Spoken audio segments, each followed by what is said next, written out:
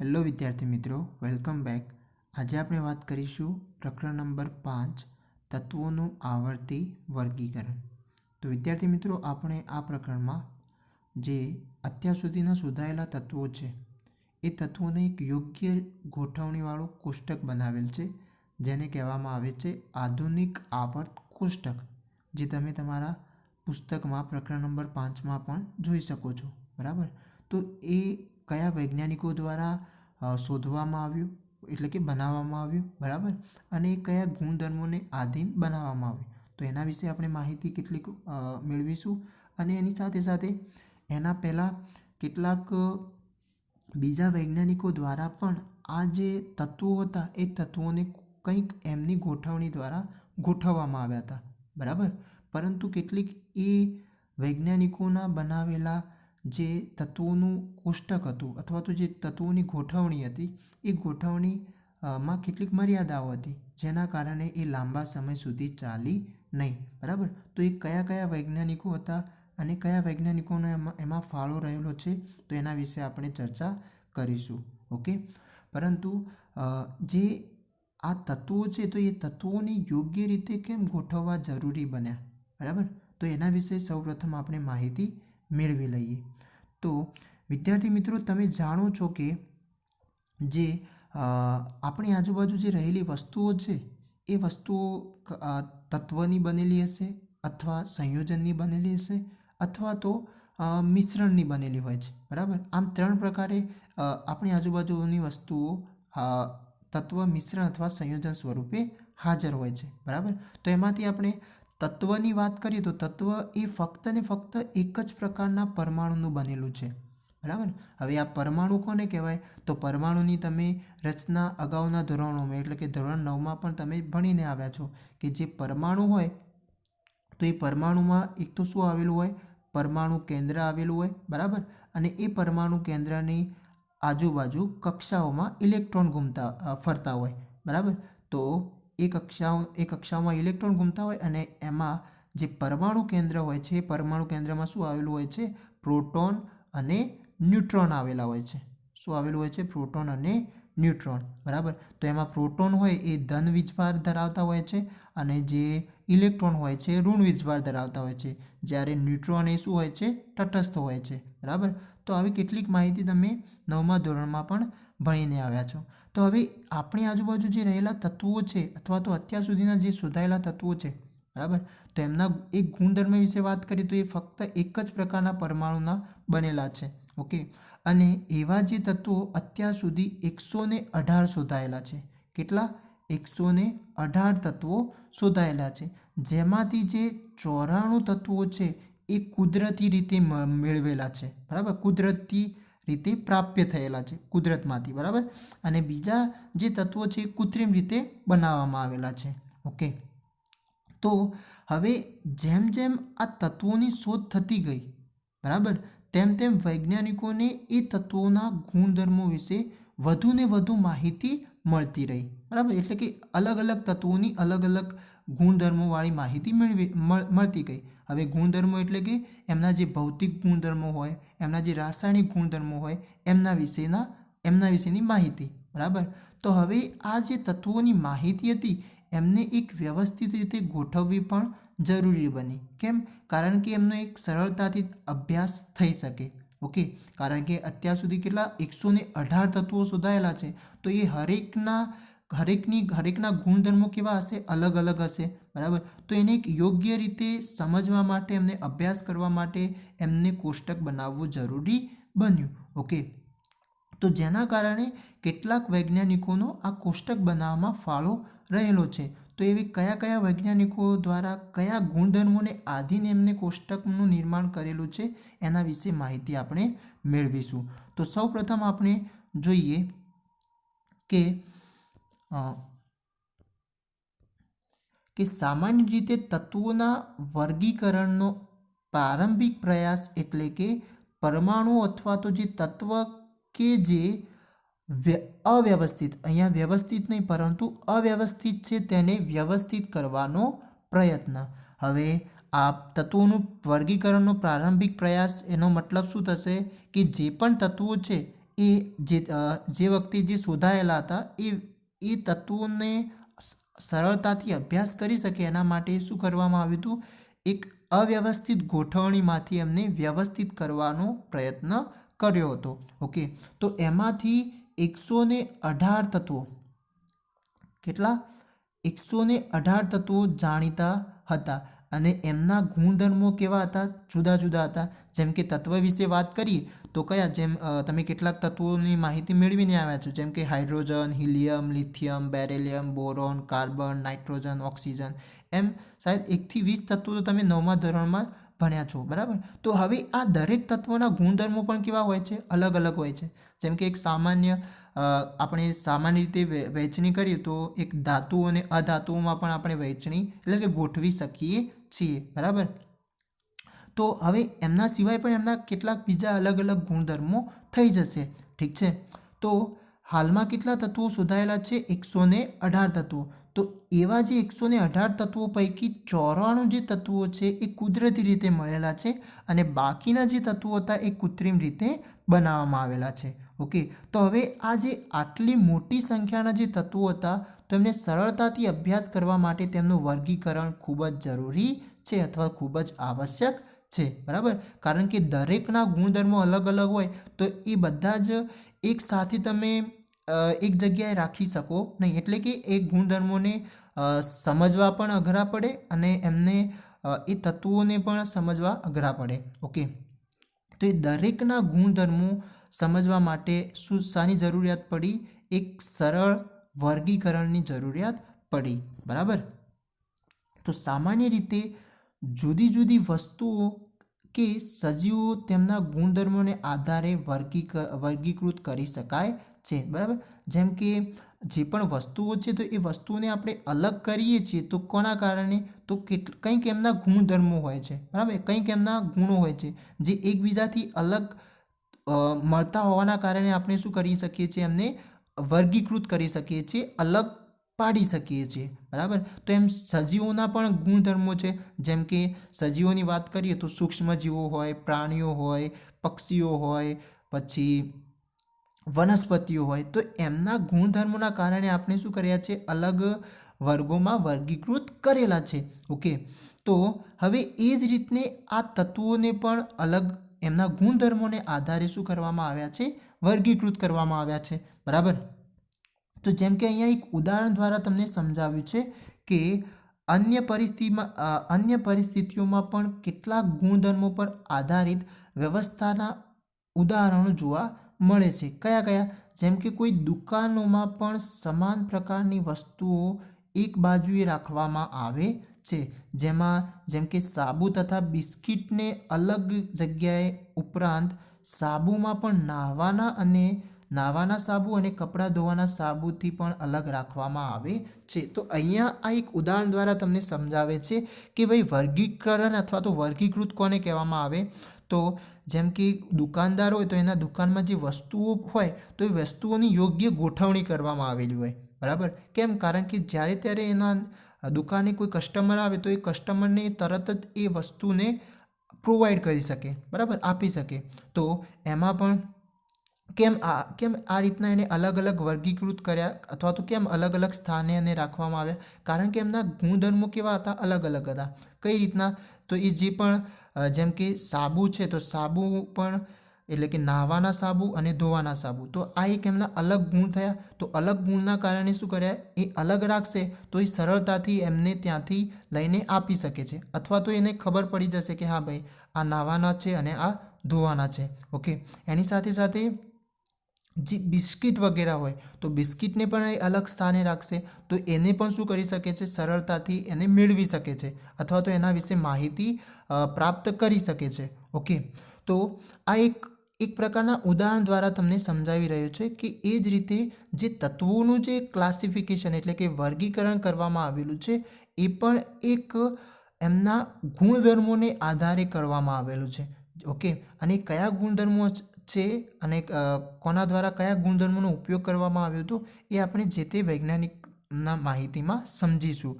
તો આગળ જોઈએ કે આ પદ્ધતિ અનુસાર જે જુદા જુદા વૈજ્ઞાનિકોએ પણ તેમના ગુણધર્મોને આધારે વર્ગીકૃત તત્વોને તેમના ગુણધર્મોને આધારે વર્ગીકૃત કરવા માટે ઘણા પ્રયાસો કર્યા અને અવ્યવસ્થિતમાંથી વ્યવસ્થિત ક્રમિક ગોઠવણી મેળવવા માટે પ્રયત્ન કર્યો. તો હવે આ જ પદ્ધતિ અનુસાર જુદા જુદા વૈજ્ઞાનિકોનો તત્વોને વર્ગીકૃત કરવા માટેનો ફાળો રહેલો છે, જેના દ્વારા જે એમના સમયમાં જે તત્વો શોધાયા હતા, બરાબર, જ્યારે થોડા તત્વો હશે ત્યારે તો કંઈ એમ ક્લાસિફિકેશન એટલે કે વર્ગીકરણ કરવાની જરૂરિયાત ન પડી, પરંતુ જેમ જેમ તત્વોની સંખ્યા વધતી ગઈ, બરાબર, જેમ જેમ નવા નવા તત્વો એમને સામે આવતા ગયા તેમ તેમ એમના કંઈક ના કંઈક ગુણધર્મો પણ મળતા રહ્યા અલગ અલગ.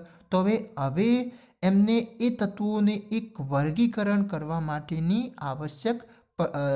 આવશ્યકતા પડી, બરાબર, જેના કારણે એ દરેક તત્વોના ગુણધર્મોનો એક સરળતાથી અભ્યાસ કરી શકે. ઓકે, તો જેથી અવ્યવસ્થિતમાંથી એમને વ્યવસ્થિત ક્રમિક ગોઠવણી કરવા માટે પ્રયત્ન કર્યો, બરાબર.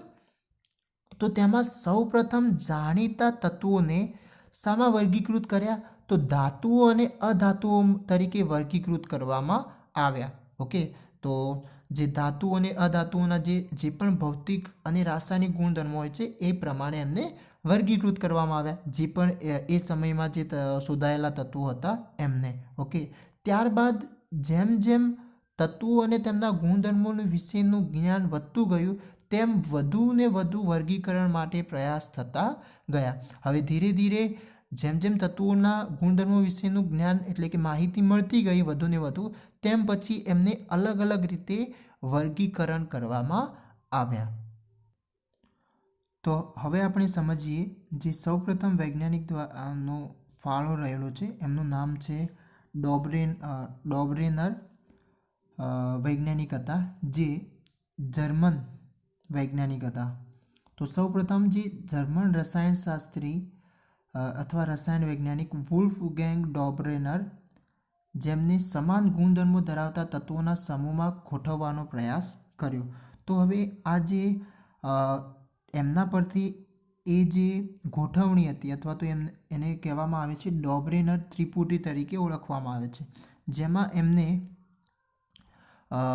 જે પરમાણ્વીય દળ હોય એ પરમાણ્વીય દળ ધરાવતા જે તત્વો છે, એટલે હરેક તત્વનું પરમાણ્વીય દળ હોય છે, બરાબર.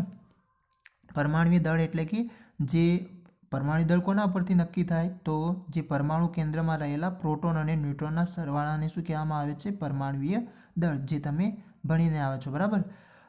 હવે પ્રોટોન પ્લસ ન્યુટ્રોન એટલે કે એના કેન્દ્રમાં જે દળ રહેલું હોય એને શું કહેવામાં આવતું હોય છે? પરમાણ્વીય દળ, પ્રોટોન પ્લસ ન્યુટ્રોન. ઓકે, તો હવે એમને શું કર્યું કે જે તત્વો એ સમયે જે શોધાયેલા હતા એમની ત્રિપુટી બનાવી, બરાબર, અને એ ત્રિપુટી એટલે કે 3 તત્વોને સમૂહમાં ગોઠવ્યા, બરાબર. માન લો કે આ પહેલું તત્વ, બીજું તત્વ અને ત્રીજું તત્વ, અને એ દરેક તત્વના જે પરમાણ્વીય ક્રમાંક હતા એને ચડતા ક્રમમાં ગોઠવ્યા. ઓકે, તો હવે એમાંથી જે પ્રથમ તત્વ અને બીજા તત્વનો જ્યારે પરમાણ્વીય દળનો સરવાળો કરી એની સરેરાશ લેતા બીજા તત્વના પરમાણ્વીય દળના સમાન લગભગ સરેરાશ જેટલું મળતું હોય છે, બરાબર. એમનું ત્રિપુટીમાં દર્શાવ્યું હતું. શું દર્શાવ્યું હતું? કે સૌપ્રથમ તો એમને ત્રિપુટી એટલે કે 3 તત્વોને ચડતા ક્રમમાં સમૂહમાં ગોઠવ્યા હતા, અને એમાં જે પ્રથમ તત્વનું પરમાણ્વીય દળ અને ત્રીજા તત્વોનું પરમાણ્વીય દળના સરેરાશ લેતા એટલે કે એમનો સરવાળો કરી ભાગ્યા 2 કરતાં શું મળશે? જે દળ મળે છે, જે જવાબ મળશે એ કોના જેટલો મળશે? લગભગ બીજા પરમાણ્વીય દળના સરેરાશ જેટલો મળતો હોય છે, એમ એમનું કહેવું હતું. ઓકે, તો હવે જોઈએ એના અંદર કયા તત્વો માટે જ ફક્ત એ જવાબદાર બન્યું હતું, એટલે કે એ ઉપયોગ બન્યું હતું, બરાબર. તો જોઈએ કે જે રસાયણ વૈજ્ઞાનિક હતા કયા? તો જર્મન રસાયણ વૈજ્ઞાનિક વુલ્ફગેંગ ડોબ્રેનરે સમાન ગુણધર્મો ધરાવતા તત્વોના સમૂહમાં ગોઠવવાનો પ્રયાસ કર્યો। તો એમાં કર્યું શું એમને કે વૈજ્ઞાનિકે 3 તત્વો ધરાવતા કેટલાક સમૂહને ઓળખી બતાવ્યા, જેમના કારણે તે સમૂહને શું કહેવામાં આવે છે? ત્રિપુટી કહેવામાં આવે છે। તે સમૂહને શું કહેવામાં આવશે?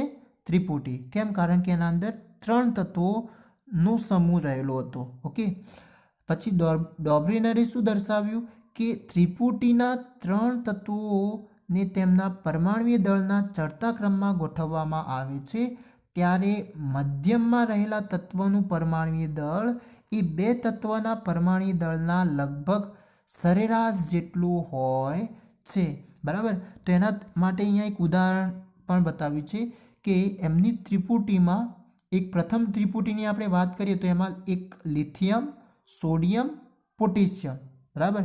તો જે લિથિયમનો જે પરમાણ્વીય દળ હતું એ કેટલું થયું? 6.9। બરાબર?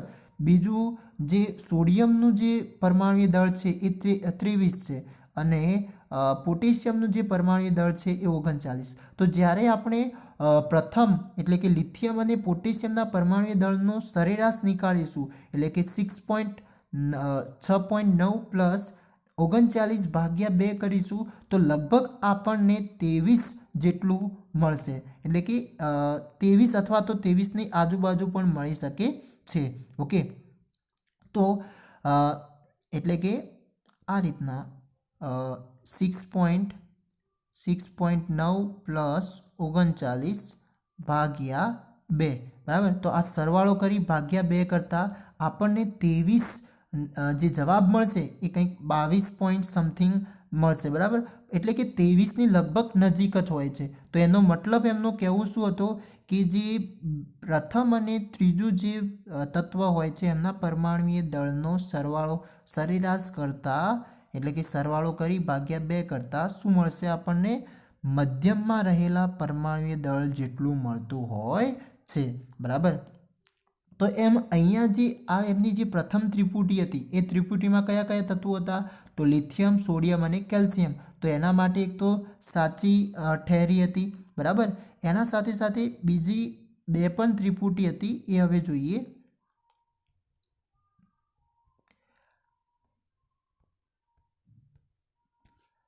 એટલે કે તો આમાં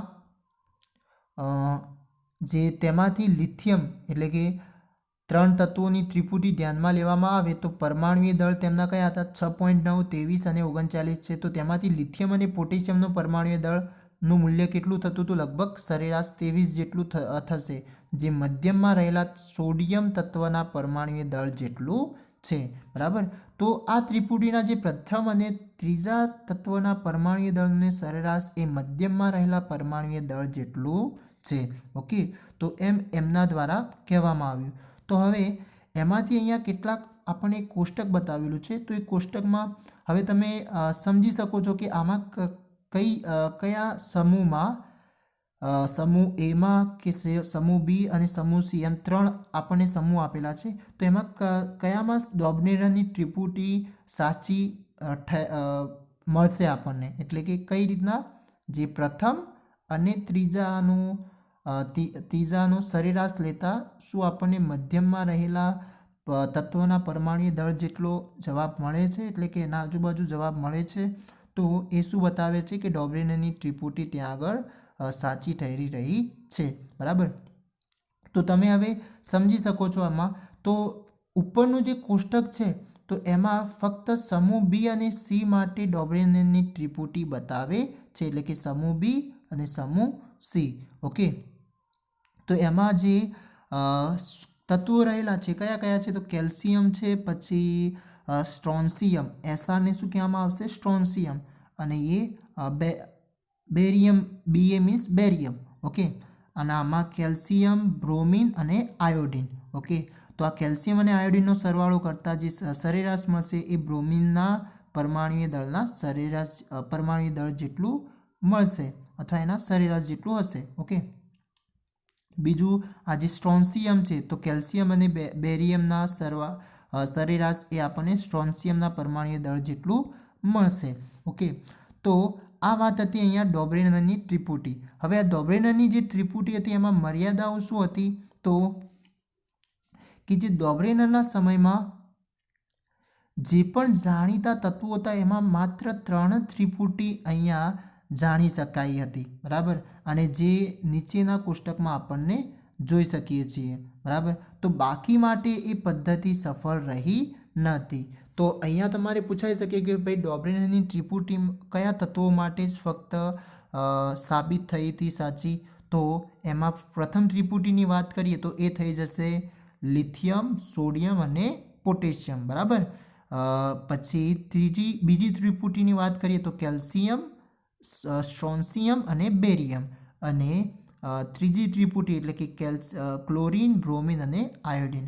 તો આ તમે યાદ રાખી શકો છો કે આ 3 ત્રિપુટી માટે એટલે કે એમના સમયમાં જે તત્વો શોધાયા હતા એમાંથી ફક્ત આ 3 જ ત્રિપુટી માટે એમની ડોબ્રેનરે જે ગુણધર્મો દ્વારા બતાવ્યું હતું એ સાચું ઠેર્યું હતું, બરાબર. બાકીના તત્વો માટે એ સાચું બન્યું ન હતું. ઓકે, તો આ માહિતી હતી ડોબ્રેનરની ત્રિપુટી માટે.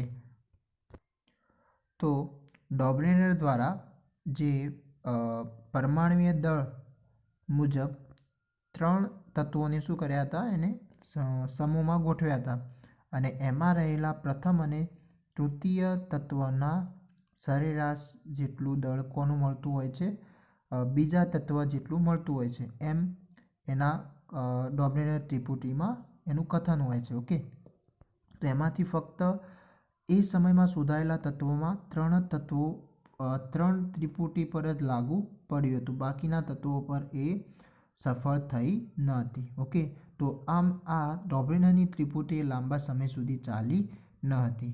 ઓકે, હવે ત્યારબાદ જે વૈજ્ઞાનિક હતા એ હતા ન્યુલેન્ડ. તો ન્યુલેન્ડનો જે અષ્ટકનો નિયમ છે એ આપણે હવે નેક્સ્ટ ટોપિકમાં જોઈશું. તો આજે આપણે આ માહિતી મેળવી કે ભાઈ ડોબ્રેનરની ત્રિપુટી માં શું જોવા મળે છે, ઓકે, એને કઈ રીતના ગોઠવણી કરી હતી અને એના સાથે સાથે જે તત્વોનું જે પ્રારંભિક વર્ગીકરણ કઈ રીતના કરવામાં આવ્યું હતું અને અત્યાર સુધી કેટલા તત્વો શોધાયેલા છે તો એના વિશે આપણે માહિતી મેળવી. ઓકે, તો થેન્ક યુ.